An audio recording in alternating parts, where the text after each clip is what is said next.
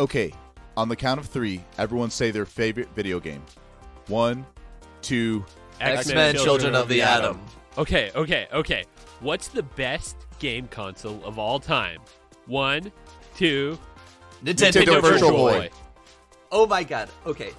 Name the greatest lead character in gaming history. 1, 2. Gex the Gecko. What? Do we just become best friends? Yep. Do you guys want to go do some karate in the garage? Yep. All right, I'll grab the nunchucks.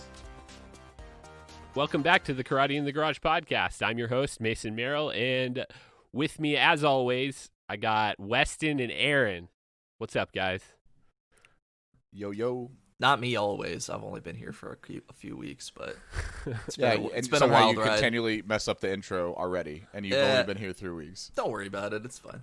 Yeah, I'm going to leave that part in. You can leave it whatever you want, baby. Feels great, baby. So how's it been going, Weston? Man, going good. Just, same as always. Loving life, working hard, playing some good video games that some for the podcast, some for not. But, I've actually gotten back into Pokemon Platinum. It was my brother's favorite Pokemon game, and I'd never played it, so he had a 2DS lying around, and I've got back into that, and it's been really enjoyable. You know what? I was going to ask you this question before we get into our game. Now that you've played the old ones and played like Pokemon Sword and Shield, do you kind of miss the 2D-ness of just like old Pokemon games, or do you like the new style? I mean, I like both styles, so it doesn't. I don't know. It doesn't bother me either way. I like the newness of it and being able to play like on a television, but it doesn't really feel like a traditional Pokemon game, even though it really is, you know. Yeah, I like Sword and Shield just fine. It has its problems, but I didn't mind that game at all, and it looks really good and everything. But like going back to the original, just like little man who's running around like in a 2D world type deal. Ooh, it feels really good. I've really been enjoying it. Does Sword and Shield even do they is the combat any different, or is it like basically the same thing as it always has been? No, it's basically the same. Yeah. Yeah, it's about the same. So I mean, I don't know. Yeah, it's just playing like a Pokemon game on the console, on the big TV, which is nice. I mean, it's cool. fun, but I like the 3D world. But yeah, I mean, I guess that's my thing is like if they were really going to innovate the series at this point, I've been a Pokemon fan since I was a little boy, but like I think they just don't innovate it enough to really make it interesting to play the like actual canon games anymore for me. I don't know. Yeah. So you're playing Pokemon for Platinum for DS, not 3DS, right? It's 2DS, so it would be 3DS normally, but it's just a 2D. It's a 2D game. But the game it was made for DS because I remember buying Platinum back in the day. Yes. So okay. It was because it was Diamond and Pearl, which were right after Ruby and Sapphire. So and this is Platinum, which is apparently a very similar game, but they did change the story actually in the game quite a bit. Yeah. So funny story about that game. I actually when that game came out, I bought it with your brother when he was like 10 years old. Nice. Oh, really? Nice. Yeah, you were living in Mexico at the time, and I lived with your family, and I was like, hey man, you want to go get the new Pokemon game? He's like, yeah, of course. A 10-year-old wanted to go to GameStop. So yeah, for sure. Good times. He's 21 now. Yeah, it's strange because I'm the one who's, we're all 30 and he's 21 and he's like, he still likes games and we still play together and he still likes Pokemon, but it's just weird how the things you liked, if they're really good, I guess, because there's some, shows that you kind of go through a small period with and then you get out of it and you're like, oh, that was actually really stupid. It's just because my age. Yeah. But Pokemon was one of those that it's like, no, this is legitimately good. Yeah, it transcended for sure. And they kind of absolutely. They've done enough for the older fans too, as well, to keep them engaged. So anyway, I don't really watch the cartoons, but definitely the games are fun and just cool for all, Yeah, it'll be nice once your son or both of y'all's sons get into watching the cartoon again because there's some really good ones and there's some really bad seasons. Yeah, Axel is like heavily into Digimon and Pokemon right now. He's been going through it all. I bought some vintage comics and stuff, some Digimon stuff that he's been just loving. So he's like right in that age to like really start getting into it all. Yeah, I know both my kids love Pokemon. It was funny actually because I went upstairs the other day and they were playing up there together, and they were like shouting like "I choose you," like, and just like making up random Pokemon names, and they were like explaining what their Pokemon's powers were and just like making it up, like making up their own Pokemon, and it was the cutest thing on the planet. It was so dope. You're like, I'm such a proud parent right now. I know. I'm like, I'm such a good dad. Like, oh my god. Yeah. Literally, me and Axel, every time I get home now, he's just like, can we look at the Digimon graphic novel? Can we look at I have like these vintage coloring books that I had from when I was a kid, and like every day we like look at those, and I showed him awesome. Digimon World, which we actually played on this podcast, and he just like loves it. He's like, Daddy, can we play that Digimon game? That's so great. That's so great. I love it. I forgot we played it. Man, I really enjoyed that game. Dang. Yeah, I love that game. Yep, yeah. So anyway, that's cool. So you've been playing some of that. Aaron, what have you been playing? I've been playing a little bit of a mix of Assassin's Creed Odyssey. I got that on Stadia. Well, it was on sale for $20 just to kind of prep for Valhalla coming out. Nice. And that is super sick. It's if you're listening and you haven't had a chance to play it yet, it is super duper good. This segment brought to you by Google Stadia. That's right. Yeah. I've got more to talk about on Stadia later. Don't you worry about that. But yeah, so that's been a lot of fun. And then they had on the Epic Game Store, they're doing like free games every week, and they had cool. Civilization 6 come out for free. I got it too, and I played a game. First Civilization game I've ever played. It was fun.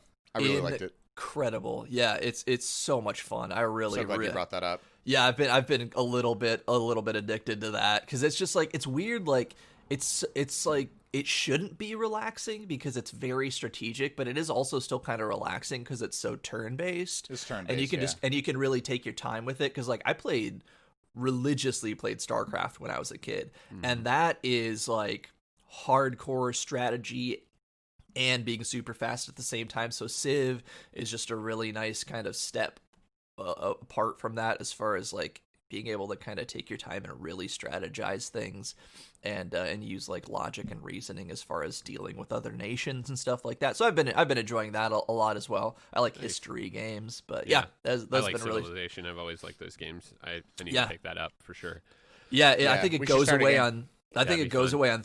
Oh yeah, we should actually because I think it goes away tomorrow. It's free for like anybody on the Epic Game Store right now. And it's only like 6 gigabytes. Like it's not even a big game if you have we kind should of pick like that up and play sometime. Dude, absolutely. That'd be Yeah. Oh, you have a Mac though, so I don't know if that's gonna be. I think it's on Mac. Mac. Play. Yeah, it's on Mac. It's and on you Mac. can play. Can you crossplay? Yeah, you can crossplay. Oh, okay. Crossplay anything these days. That's true. That's true. Yeah. So, I've been playing some. I got back into Super Smash Brothers Ultimate recently. I had not unlocked all the characters, so been playing that a lot, just chilling with the kiddos. And then at night, I got back into Final Fantasy VII. So yeah, I'm making my way through that. game. Nice. Just beautiful, I lovely game. I still gotta pick that up. Yeah, just Making my way downtown. Yeah, so cool. But anyway, and then obviously our podcast game, which is a nice segue into X-Men: Children of the Atom. That was a pretty good segue. It's a terrible game, but it's a pretty good segue. Yeah, so basically this game came out in North America January 5th, 1995 on the arcade platform. And then in 1996, it was released on Sega Saturn. And 1998, it was released on PlayStation. And 97, they released it on PC. Actually, I skipped over that. Question: Why would they even release this game on PlayStation before we even get any further? Just why? I'm just wondering. It's a money grab, dude. Like I guarantee. Yeah, and they staggered it out so far too. Like one year after the other. Yeah, I mean, they do that sometimes. Like, I honestly, I mean, this is just me, just purely speculating. Because I don't really know, but like my assumption would be they probably launched it on PlayStation for like $20 or something like that. Because PlayStation was more popular than Sega Saturn at that point.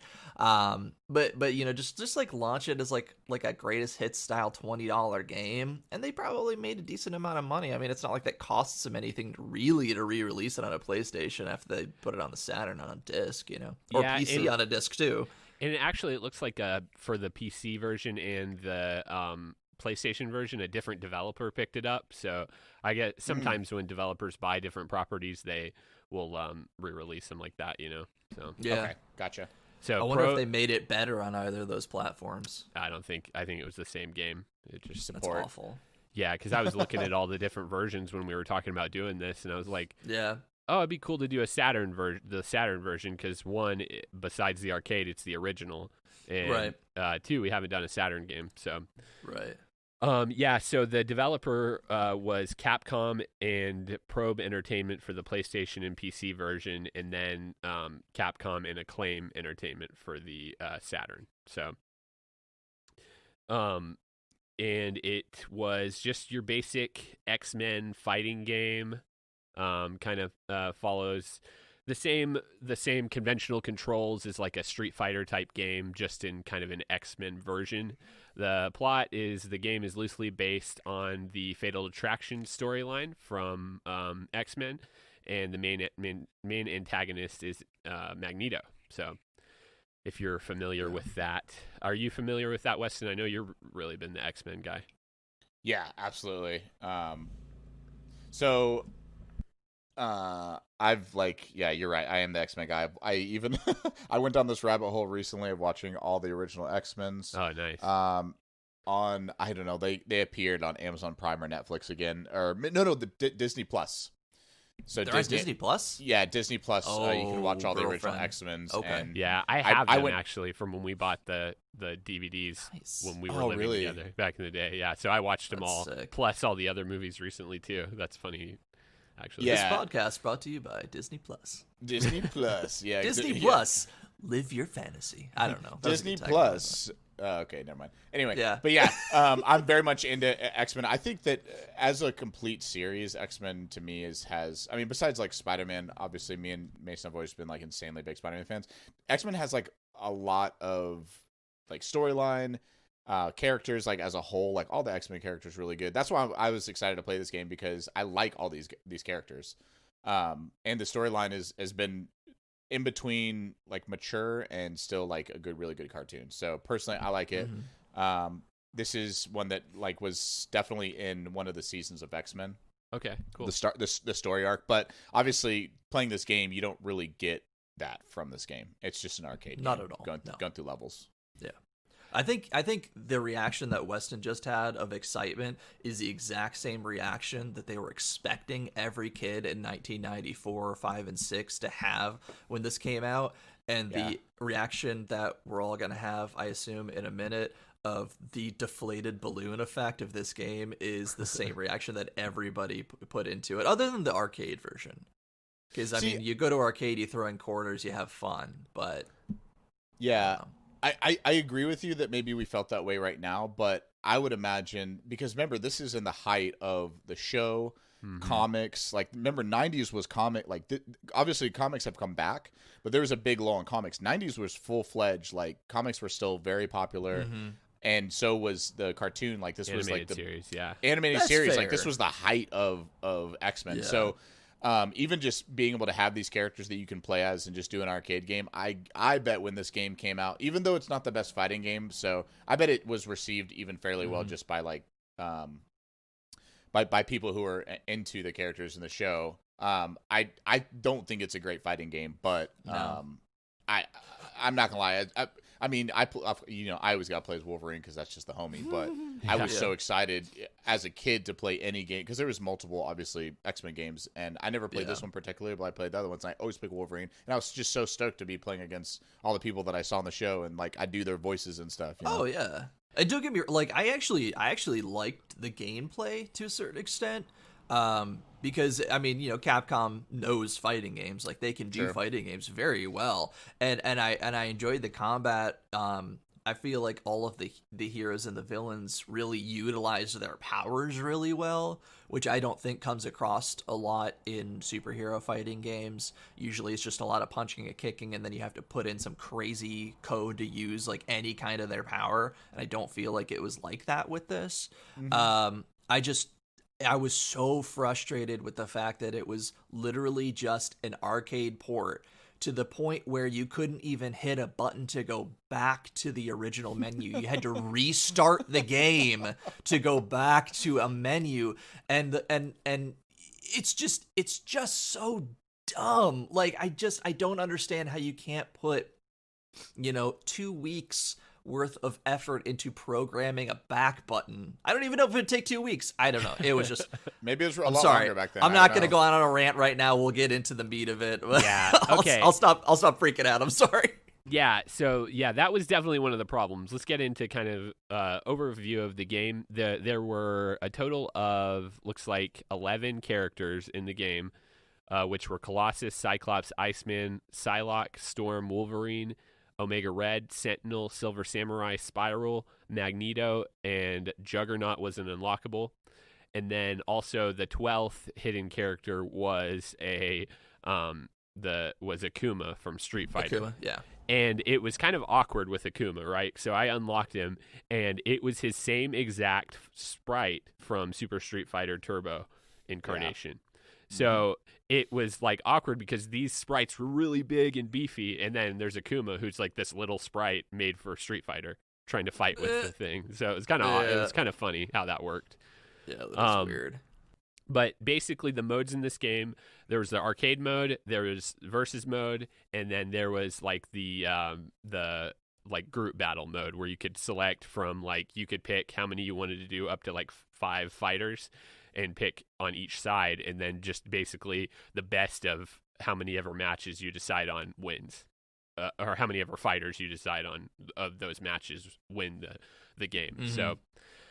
And then there was a little bit of just kind of basic select options. You could change all the controls and really customize them out to where you wanted them to be. And that was kind of just the overview of what the game was itself. Now, kind of getting into gameplay, you definitely needed a back button. 100% with you on that one, especially when I was trying to do that code over and over again to get Akuma unlocked. But yeah, so... But as far as the gameplay itself, as far as fighting, how did you feel like? Was the feel of it good, or did you like? Was it kind of have a disconnect there for you, Weston? I didn't hate it, but I didn't think it was special. It has the same system like Street Fighter 2 has. So basically, like, you have like the X, what's it called in this one? The X power gauge. Uh-huh. And then it'll, like, as you get hits, it'll go up, and then you can use like more special attacks, and then there's like your lower special attacks, and then you have like your big boys. So, like when you get like max level and your gauge is all the way full. So that's like your I think it's called your X attack or something like that. So I don't mind that, like, that part of it, where like if you do good, you get rewarded, and you can even like you can kind of snowball the fight. And then you can't just continue using like your special powers over and over again without using up your bar.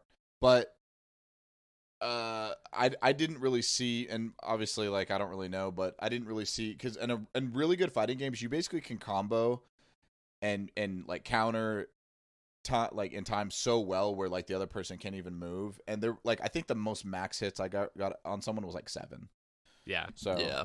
I didn't really love that, but I to me it was like a 5 out of 10 for the battle system. It didn't feel horrible, but it wasn't like exceptional, if that makes sense. I completely agree. Yeah. Anything you wanted to add to that, Aaron? Yeah. So, well, first of all, I agree with everything Weston said, because the combat was fine, but it, like you said, it was not special. I think the only quote unquote special thing about it that stood out to me was that, like, I played Psylocke primarily. I really like her a lot, so I played her primarily. Don't we all? But but the thing, but like, all of those characters really do utilize their powers. The problem is that I have to smash the buttons all to figure out what I'm doing, because again, it's a direct port from the arcade. So when you hit the pause button, there is no move menu like there is in literally every single fighting game ever since the dawn of time for consoles. There is no move menu, and so I'm just smashing buttons hoping that I get a combo off, and then I'm like memorizing these moves trying to figure it out.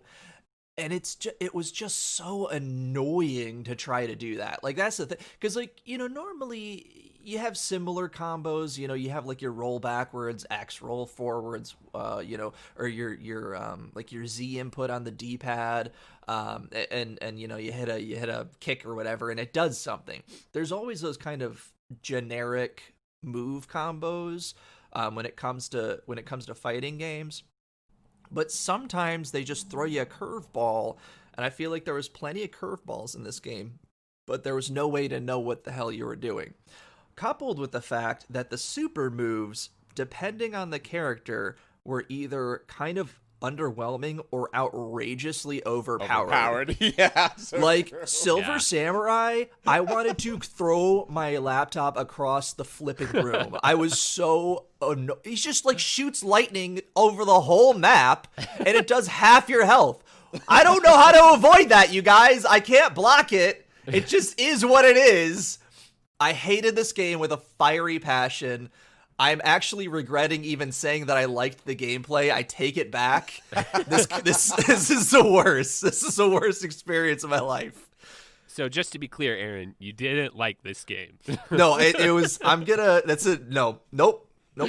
Yeah. Okay. Nope. So who did you play as most? Did you just kind of spread it out, or did you play as one person? So I started out as Psylocke. I played her quite a bit, and then I played Wolverine because I picked him on accident, actually, which it was pretty fun. Cyclops because I wanted to see what he would do, and it was kind of funny because it's just like mostly punching and kicking, and sometimes he uses his laser beam eyes.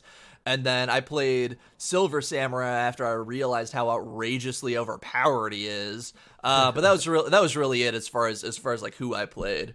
Yeah, I played a lot. Oh, and I played Iceman too. Yeah, Sorry. I was about to say I played a lot as Iceman, and yeah. I think like this game was cool because like it had a speed. You could change basically. I don't know if it just changed the frame rate or whatever. Yeah. It just made it faster. So I always like the slow mode was really hard to play, but then you speed it up. Dude, it was. And it was so much more fun because you could get in and out of the action and end fights really quickly. There was no kind of lag with all that, That's true. I did like that. Yeah, the slow mode, it was literally like watching it in slow motion. Yeah, I don't know why anybody would play weird. on that mode. But no, I don't know either. Like, strange. unless you Because have they like vision pain. problems. Yeah. Yeah. But let's get to the visual of this game, though. I thought this game, that was the biggest forgiving quality of it, is that it was just visually stunning. Those big sprites, fighters, and really nicely illustrated backgrounds, and, just kind of a classic comic book feel. Did you guys feel the same way about that? Yeah, I did actually feel pretty good about how it looked, all things considered. I mean, we've talked about, like, the time frame of games coming out and how experimental, quote unquote, they got with the 3D graphics and things like that. And this game didn't do that. It is very 2D, cartoony. And I do like that they stuck with that animation style. Again, like for an playing this game in the arcade, I'm sure was great. Yeah. But just like the console, it just, they didn't do anything. I don't know. Anyways, yeah. But I'm going on a rant again. I'm sorry. Graphics are fine. Graphics are decent for the time frame and everything. How about you, Weston? What's your thoughts on that? Yeah, they do. This is, I'll say it again. They instead of trying to go above their brow, they just took what they had and they made it really nice and fluid. Mm-hmm. I thought the animations were pretty stinking nice. The back and same thing. So remember, this is like in Japan. This was developed in 1994, right? So this is 94, and so instead of trying to make some, they did have a couple ones that were like kind of moving, like on a what was that one? Like you're in the warehouse. Yeah. Or the ship. Yeah, you're on a ship. So like they'd move a little bit, but it was pretty still stationary. So it didn't affect the gameplay a lot. It was just like a little bit of enough of to make you feel like the stage was alive, but it wasn't trying to go like just over and and above what it needed to, and then the gameplay would suffer because the animations and the gameplay itself were really fluid.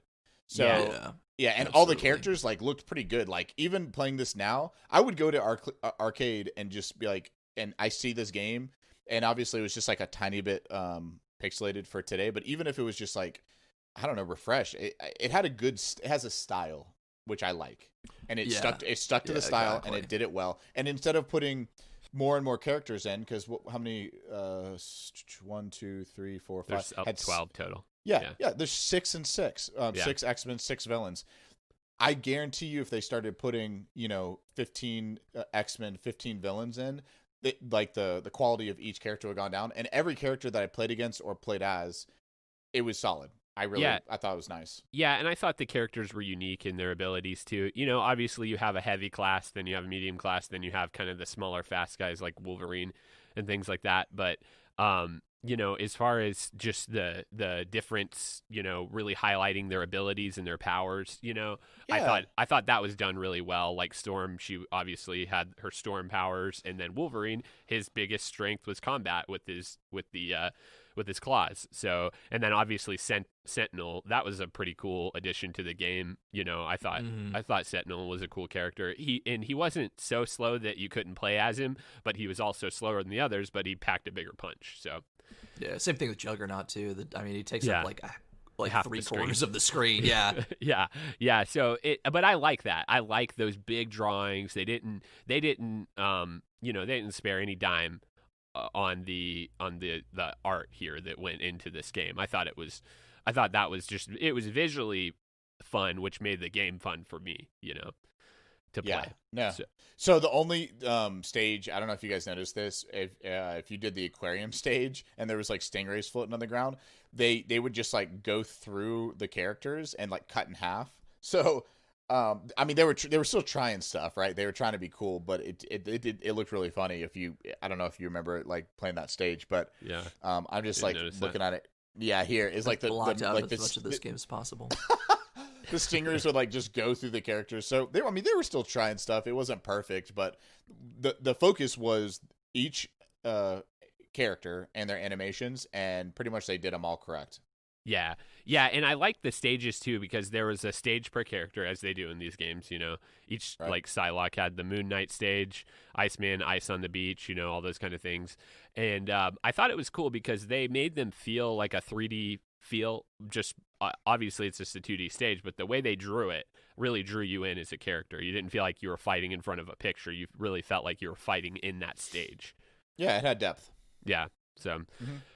Definitely hats off to the art in this game, and I thought the characters were balanced pretty well. As you said, probably Silver Samurai was really probably the beefiest one because he was fast and he packed a hard punch, so but probably that was probably the one who was really kind of out of the balance, that you could probably beat or you could lose to pretty easily.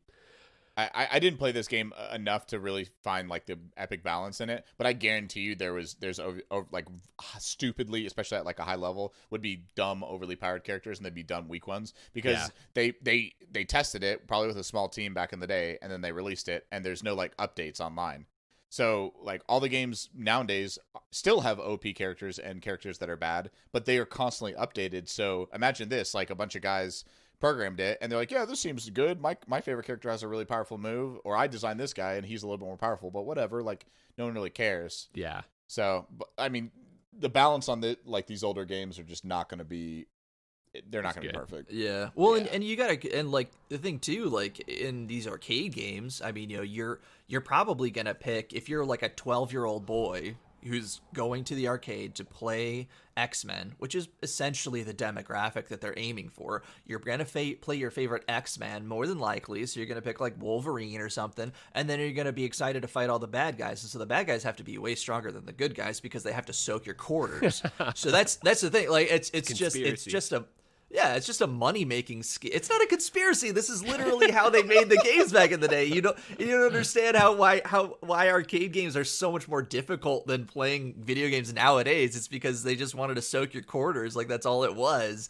And so that's absolutely why there's imbalances in the difficulty levels in some of these characters. Yeah, I agree with that. Yeah. I hope so, because it's a fact. Facts, yo. Yeah, so kind of the last point we hit usually is sound. The sound didn't stand out to me. There was nothing about it. The sound effects were good as far as fighting and stuff, but it wasn't like the soundtrack was like anything above and beyond kind of how we felt about other games, So Yeah. Aaron, you want to go first? No, I have no comment on the sound. It was trash, and I don't even remember it, to be honest with you. Okay, so for me, I'm huge on sound and soundtracks and sound effects. So I agree with you, Mason. I don't think there's anything to write home about. It wasn't absolutely awful, except the problem with these games they had, at least for me, is like I'm trying to think what Wolverine kept on saying. Like, I do one of his moves, and he would always just yell it.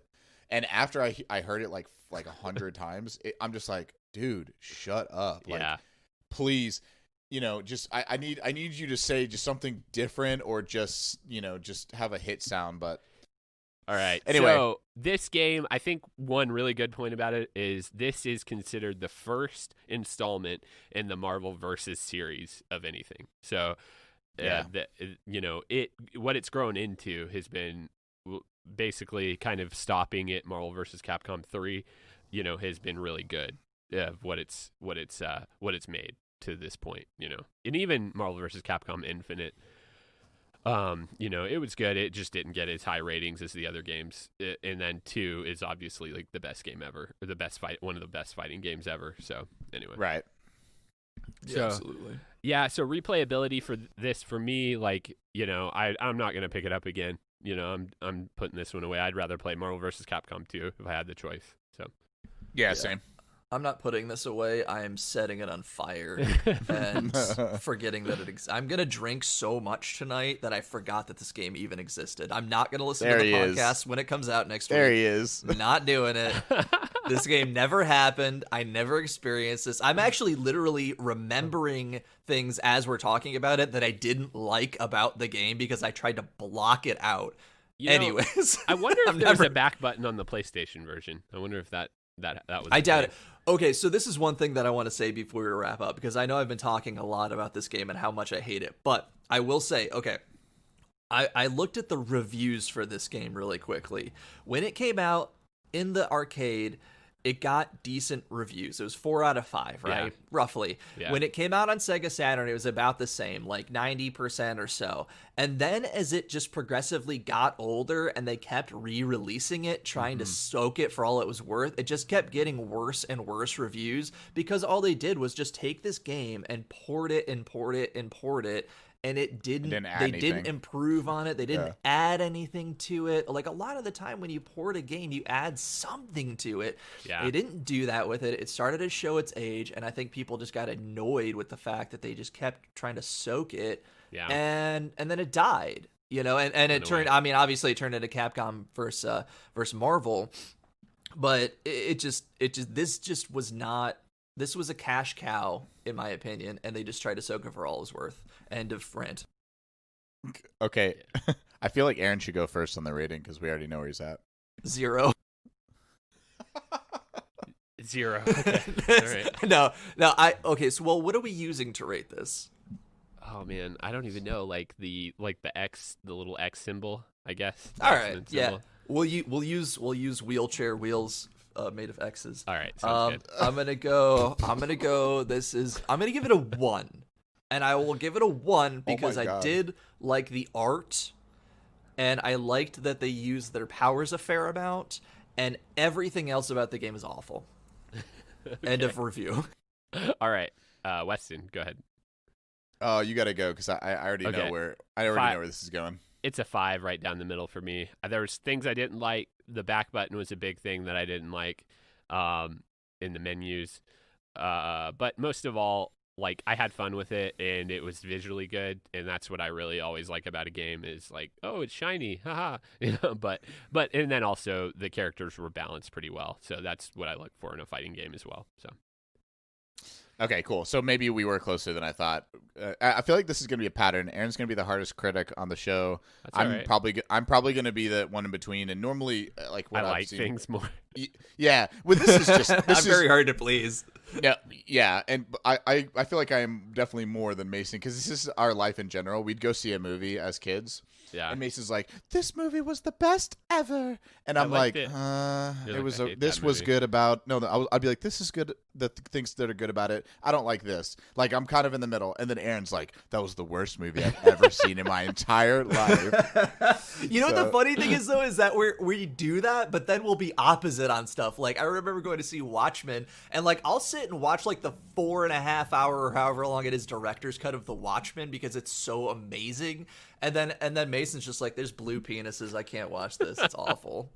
Yeah. No, I just didn't like the movie. It just wasn't intriguing to me. I mean, see, there you go. Yeah. I love it. Yeah. So we're just into different stuff, I guess.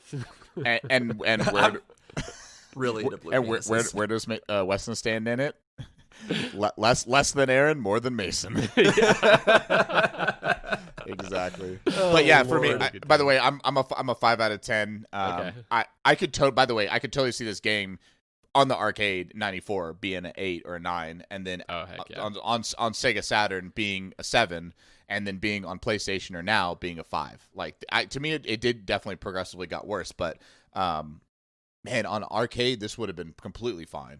It's just like porting it and doing it the way they did it, it just was like, okay, well, this is, you're right. Yeah. Aaron is right. Like, they didn't improve. It's not like they because now they'll do that, right? They'll port a game and they're like, oh, this port, our Xbox, one version of this game has extra characters and has this mode and has this, and you're like, oh, cool, like something more. And then even if it's similar, or for the most part similar, they add something. This one, they're like, we need some more Benjamin Franklins. Let's port it to the PlayStation. Yeah, absolutely. Well, it's like, and I mean, and I'm not trying to like tote Stadia right now, but they've been doing that. Like, I know. I bring everything back to this, but for real, like they do that for all these games. This announcement brought to you by Google Stadia, but like people were like whining about like the games like being full price and everything, but like Assassin's Creed Odyssey came with half the DLC that it launched with, or that was in like the season pass that just came with it. So things like that, like when you port a game, put extra stuff into it, make it prettier,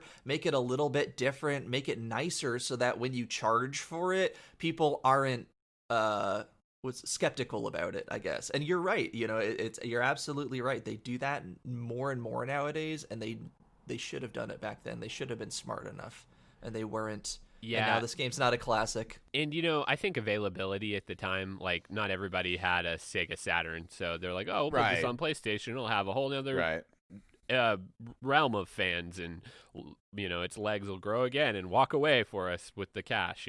So. Yeah, exactly. Anyway, all right. Well, I've had enough of this game, so yeah, I think we're good. And just Marvel vs. Capcom was where it was at, as far as they perfected it with Marvel vs. Capcom 2. Hope to play that one day. Yeah, absolutely. Cool.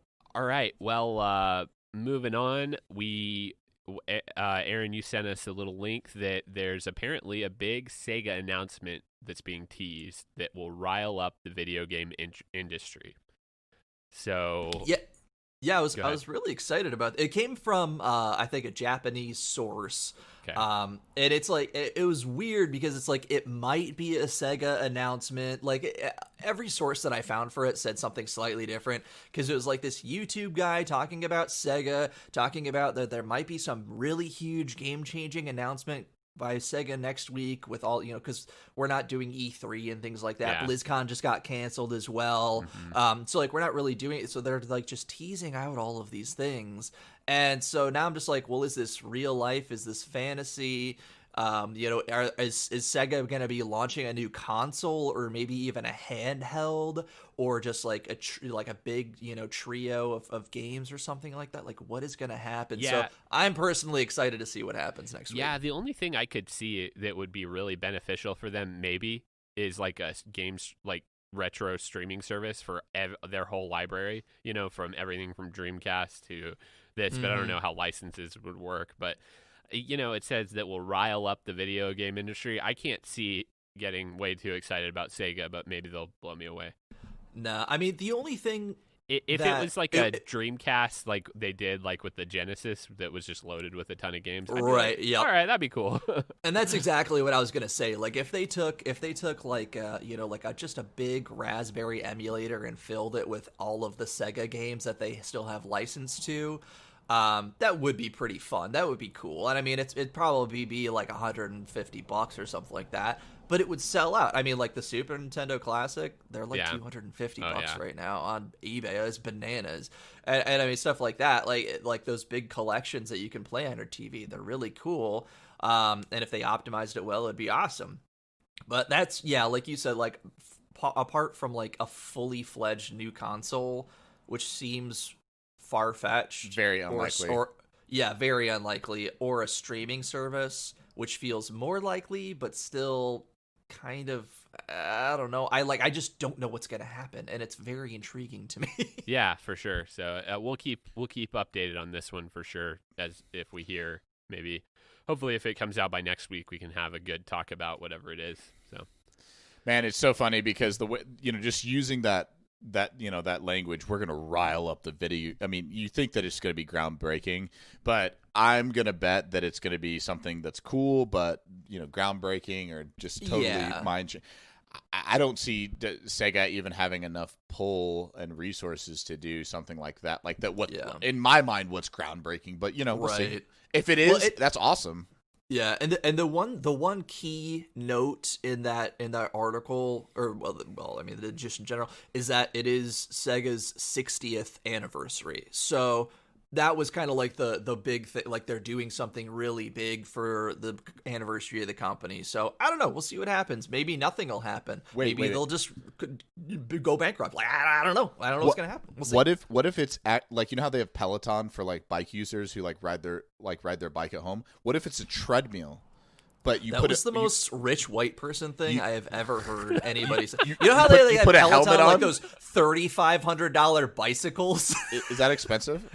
Get out of it. I'm done here. Dude, it's so reasonably priced. Said no one ever. Yeah, man. Weston's got his monocle over there on right now. Get out of here. No, but just imagine, like, what if it was like a suit you put on and you started running with Sonic, and it's like this new fitness thing, dude? Because imagine, rich white people would pay for that stuff.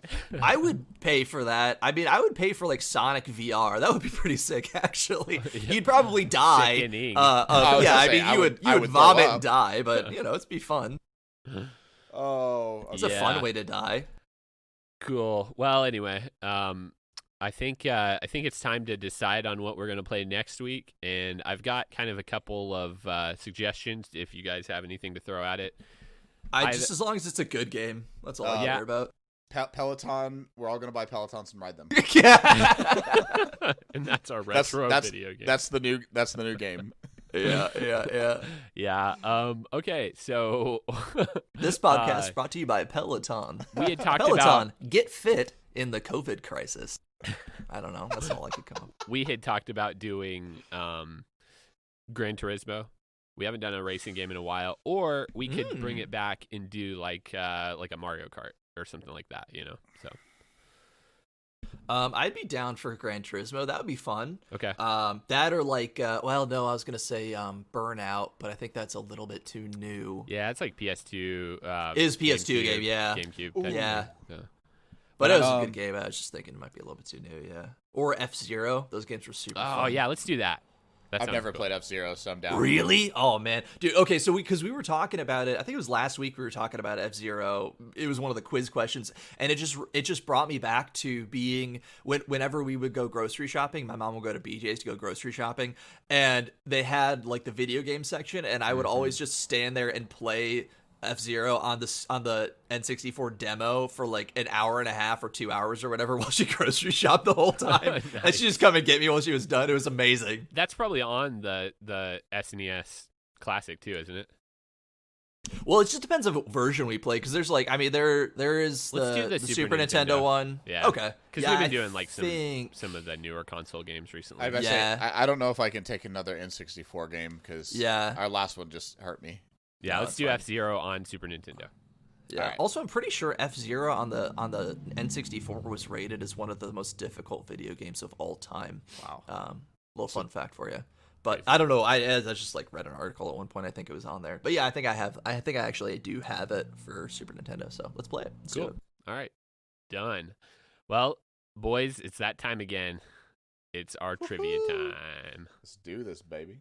Dun dun. I'm not gonna see So- my Law and Order doing that.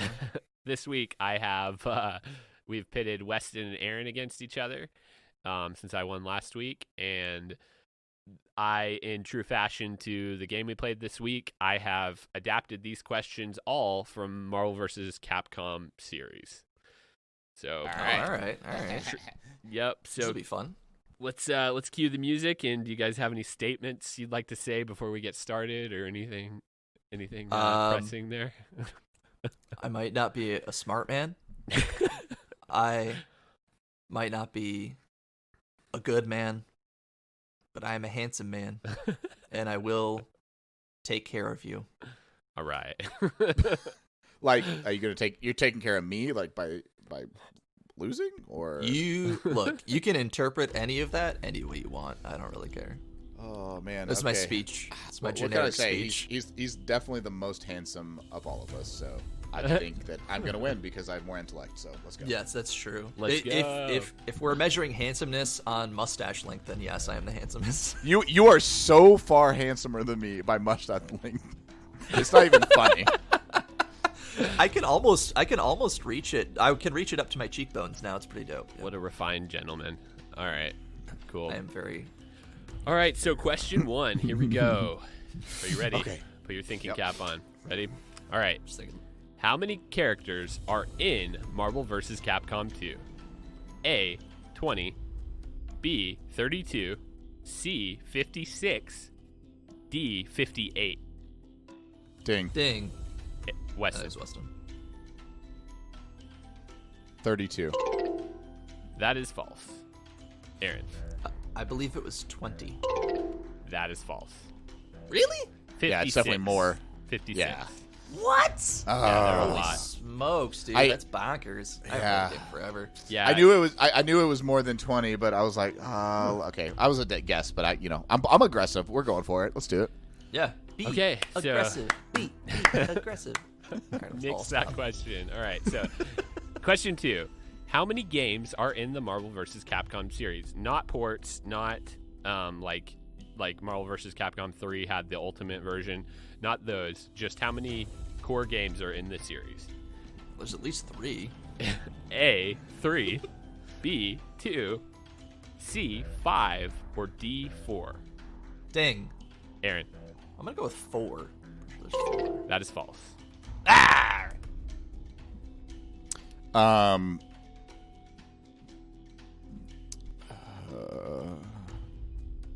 Let's go 5. That is correct. Ding, ding, ding. Yes. All right, so Marvel vs. Capcom Clash of Superheroes, Marvel vs. Capcom 2, New Age of Heroes, Marvel vs. Capcom 3, Fate of Two Worlds, Marvel vs. Capcom Origins, and Marvel vs. Capcom Infinite. Yes. All I'm right. on the board, boys. All right. Okay, so now, question number 3. Who are the 4 gods in Marvel vs. Capcom 2? Oh my god. A, I'm gonna lose so Sentinel, hard. Storm, Magneto, Cable. B, Thanos, Shumagorath, Blackheart, and Spiral. C, Magneto, M. Bison, Shumagorath, and Thanos. Or D, Shumagorath, Anakaris, Blackheart, and Spiral. Ding. Weston. The last one, D. False. It is not Shumagorath, Anakaris, Blackheart, or Spiral. Okay. I'm gonna go with C. That is false. Dude, We So- suck. you can't base the entire quiz on one game. It's not Well, based on he one. did. It's All right, just all a right. And we are series. losing badly. Dude, I barely played this. I'm just guessing. It's cool. It's cool. It's cool. Yeah, Let's keep so going. the answer was A, Sentinel, Storm, Magneto, and Cable. But is Sentinel a god? Yeah, Well, or In Cable. this game, in the story, like the botched story of this game, apparently they were. So All right, that's psychotic, but all right. Hey, guess what? I'm a god. See, I said it. It's, Look, if somebody asks if you're a god, you say yes. and then you are. Like, you There's a don't have to little do anything. You don't have to have powers. Just like, yep, he said There's it. a Ghostbusters. all right, quote so that I current did for you guys. standings, we are It's fine. 1-0. Weston is winning. Well, Ghostbusters for you. Nobody got it. It's cool. All right, so question number 4. Who is the final boss in Marvel Superheroes versus Street Fighter? Onslaught, Apocalypse, Dang. Thanos, Galactus. Hey, Aaron. Sorry. Dang. Sorry. No, it's okay. Thanos.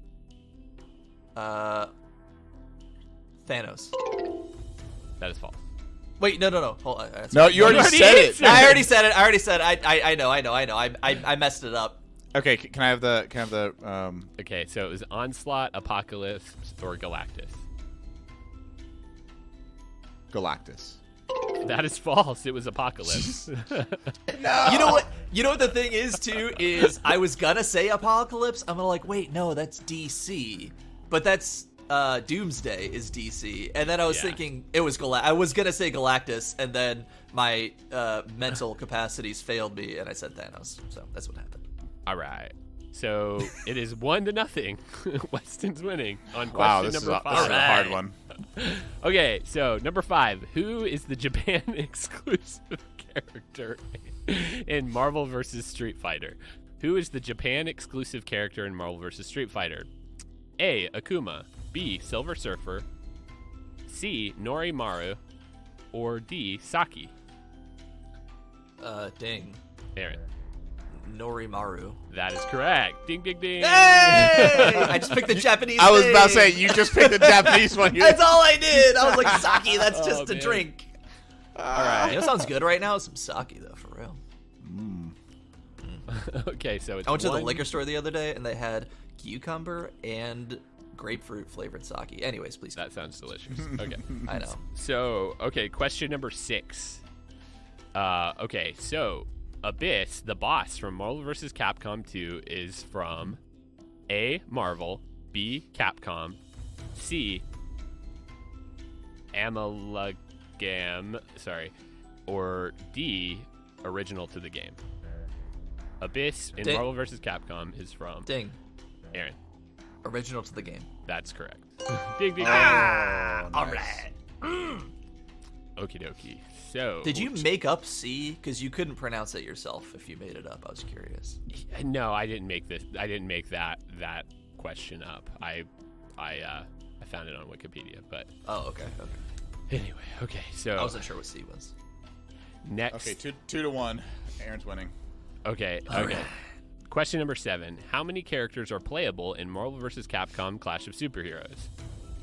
This would be Is the that first. the first game? Yeah, the first game. So, A 20, B 10, C 16, or D 12. Ding. Aaron. 20. That is correct. Ding, ding, ding. Yes! Nice. All Don't right. call it a comeback, baby. So you're 3-1, right? 3-1. And we got 4 questions left, including the bonus question. What? You have 4 questions left? Yeah, including the bonus question. It's number 8. How many? 11 questions total. Holy crap. I thought we were, like, done. All right, let's go. We're almost there. I know, Okay. we got a lot wrong. I just couldn't remember. All right, let's keep going. Okay, so number 8. Which version of Spider-Man is a hidden character in the first Marvel Superheroes versus Street Fighter? Which Spider-Man is a hidden character in Marvel versus Street Fighter? A. Symbiote Spider-Man. B. Spider-Man 2099. C. Scarlet Spider. Or D. Armored Spider-Man. Ding. Aaron. Armored Spider-Man. That is correct. What? I would have never picked it, so good for you. Oh my god. I am straight up guessing, by the way, just so we are clear. I was about to say, I would have never guessed that. This is a guess for me, obviously, too. And I'm just like, I don't know. My plan was, for these last couple questions, is have you guess, get one wrong, Yeah, so I can narrow the playing field, and I'm somehow aware. you've gotten the last 3 right. I know. I'm just sitting here, like, thinking to myself, like, what seems to be, like, maybe the most logical one? I don't know. Oh, my goodness. Okay. All right, so question number 9. And Aaron... It's 4-1, so if I don't get these last 3 right, then it's over. Yeah, it's Yeah. over. Okay, So I have to get this one right. You have to get these 3 right, and then Mason has to come up with the 12th question. Yeah, No, well, the last one's worth 2, because it's bonus. That's not how it works. But let's keep going. Okay, I'm just kidding. So Freaking idiot. question number 9. All right. So in Marvel vs. Capcom, the original, they had assist characters. Who is not an assist character in this game? A. Magneto from X-Men. B. Trombone from Mega Man Legends. C. Sentinel from X-Men. Or D. Lou from Midnight Wanderers. Ding. D. That's false. Can you repeat everything you just said, please? Okay, so they had assist characters in the original Marvel vs. Capcom. Who is not an assist character? Magneto from X-Men, Tron Bonne from X-Men or Mega Man Legends, Sentinel from X-Men. The Mega Man one. That's correct. Yeah. Ding, ding, ding. Because it was just Marvel and the Street Fighter players in the original one, right? I think Mega Man was in it. Oh, was he? Oh, okay. Yeah. Oh, never mind then. I was Okay. just assuming. Okay. Last 2 questions. Okay, so the character Shuma Gorath is from which comic book series? A. Ghost Rider, B. Doctor Strange, C. Ghosts and Goblins, or D. It was an original character to Marvel vs. Capcom. Why that name sounds so familiar? Uh, I'm gonna guess. okay. Ding. Oh, well, you know what? Weston said, I guess that counts as a ding. No, go ahead, man. All right, go ahead. I was Aaron. going to guess D original character. False.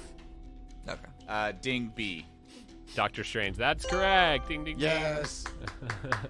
What am I I'm going to Google something really quick because I'm kind of curious. This is going to bother me if I don't. are It's you not looking- pertinent to this. Okay. All right, so the final question. Oh, that's what I was thinking. Okay, sorry. In Marvel vs. Capcom 3 Ultimate, this was the re-release of Marvel vs. Capcom 3 with extra characters. Which character is one of the 4 added characters to the game in that particular release? A. Nova, B. Dr. Octopus, C. Mega Man X, or D. Blanca? Can you repeat the question? Okay, so in Marvel vs. Capcom Ultimate, or Ultimate Marvel vs. Capcom 3, which is the re-release of the game, like it came out a couple years after, which is one of the 4 characters added at that time? A. Oh, okay. Nova, B. Dr. Octopus, C. Mega Man X, or D. Blanca? Ding. Aaron. Dr. Octopus. Blast. Is this for all the marbles? Weston? Okay, so what was the other 3? Give me A. Nova, C. Mega Man X, or D. Blanca? Gotta Google it really quick. D. Blanca. That is incorrect. It was A. Nova from Marvel. Oh, by the way, I never would have guessed Nova. I would have either guessed Mega Man X was my next guess. So Yeah. Yeah, Zero was in the game, but Mega Man didn't make an appearance. I figured Blanca would have been a base character. Yeah, no, he wasn't even in the game. Yep. Really? Oh, wow. That's GG, surprising. Aaron, you took me because we had these crazy stinking questions. Okay, so when you said, like, what did you say? Shema Gorath or whatever that was? Shuma Gorath, yeah. Shuma Gorath. Okay, so in my brain, I automatically went to Shea Gorath, which Oh. is which is like the Daedric Prince of Chaos and Madness from Elder Scrolls. I know, like, Elder Scrolls gotcha. Oblivion has like a whole expansion pack dedicated to him. So that's where my mind went. And I was like, Interesting. that sounds really familiar. I was just curious. I couldn't. Yeah. I had to Google this. Shuma Gorath, he's in the multiverse. That's why. Yeah, but he originated with Doctor Strange, so. No, I knew. But doesn't Doctor Strange go to the other verse though? Yeah. Like the other world? Yeah. Yeah, that's true, yeah. So, he's Yeah, like yeah. that big green alien guy. Oh Yeah, yeah. yeah, Okay. exactly. It's like an old god looking kind of thing. Exactly. Okay, Yeah. cool. So, anyway. That was an educated guess, by the way. But the rest of them, I literally, that was a slightly like I think I know this one, but I all the kinda other ones thought were you like, guys would have played these games more than I did, so This sorry was- about that. This was me cradling the hand of fate so hard, just hoping that I got something right. That was Dude, all good this for you. was. I was surprised you picked the Armored Spider-Man. I was like, what? Because Symbiote and Scarlet Spider were the more popular ones, but in that game, for Oh, whatever really? the reason, they had Armored Spider-Man. So. I just figured it'd be the easiest to animate of all of them. Yeah, it's true. They just changes colors. Yeah. Yeah. All right. Well, I think that's it, guys. I think I'm done. So next week, F-Zero. It's like I'm tired of dealing with you guys. And our standings now, we've all won one. So Oh, nice. Ooh, Okay. that's actually pretty Yeah. good. yeah, so it's we've all won one, and I think we've all lost one, haven't we? Because I mean, that would make sense. I lost to Weston. You lost to me. I lost today. And Yeah. If we all won one, we would so all had to lose one because that's how math. Because 33.3 is 100%. 3 wins. We played 3 times. Okay, yep. we are all 1-1 right now. I on just the got my season. calculator and it checks out. Okay. All right, guys. Well, until next week, we'll see you guys. We're playing F-Zero for the Super Nintendo. So until next time, play along. Until next time, we'll see you next time. All right. You can edit that out. Bye. Bye. If you'd like to send us a message, you can email us at kitgpodcast@gmail.com or tweet us at kitgpodcast on Twitter.